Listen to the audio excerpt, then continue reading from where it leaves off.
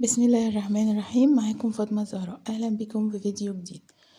النهاردة هنتكلم عن احتراق الطائرة أو انفجار الطائرة أو سقوط الطائرة. هنعرف معناها بشكل عام. أولا سقوط الطائرة في المنام ولكن ما شوفهاش الرائي إن هي بتنفجر أو بتحترق، فدي مشكلة هيمر بيها الرائي ولكن هيقدر إنه يخرج منها بسهولة. كمان سقوط الطائرة وإن هي ما احترقتش، يعني الرائي شاف قدامه إن في طائرة بتقع لكن ما احترقتش أو ما انفجرتش، فدي ممكن تدل على ذنب الرائي أو معصية الرائي بيعملها، وعليه إن هو يتوب وإن هو يستغفر. رؤية سقوط الطائرة، لو الفتاة العزباء شافت إن في طائرة بتسقط قدامها في المنام، فده معنى كده إن في مشكلة هيمر بيها حد من أصدقائها أو حد من أقاربها.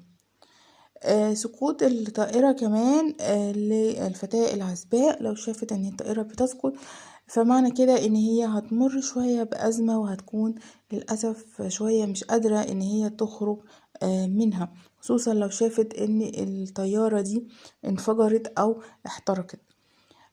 كمان سقوط الطائرة كمان لو فتاة عزباء لو مرتبطة أو مخطوبة، فللأسف دل على عدم تمام الارتباط. المرأة المتزوجة لما تشوف الطائرة بتنفجر فمعنى كده إن هي هيكون في خلافات مع زوجها. ممكن الخلافات دي للأسف ممكن توصل للانفصال لا قدر الله. كمان المرأة الحامل لو شافت ان الطائرة سقطت وانفجرت، فللأسف ممكن يعني تدل على يعني مشكلة هتقابلها في فترة الحمل، وعليها ان هي يعني تاخد حذرها. كمان سقوط الطائرة في البحر، لو شاف الرائي انه سقطت الطائرة في البحر، فممكن تدل على أزمة صحية هو ممكن يمر بيها، ولكن هيشفى بعد فترة أو هيخرج منها بعد فترة. كمان سقوط الطائرة في البحر من الرموز برضو اللي بتدل على وقوع الرائي في معصية أو في ذنب، وعليه إن هو يتوب.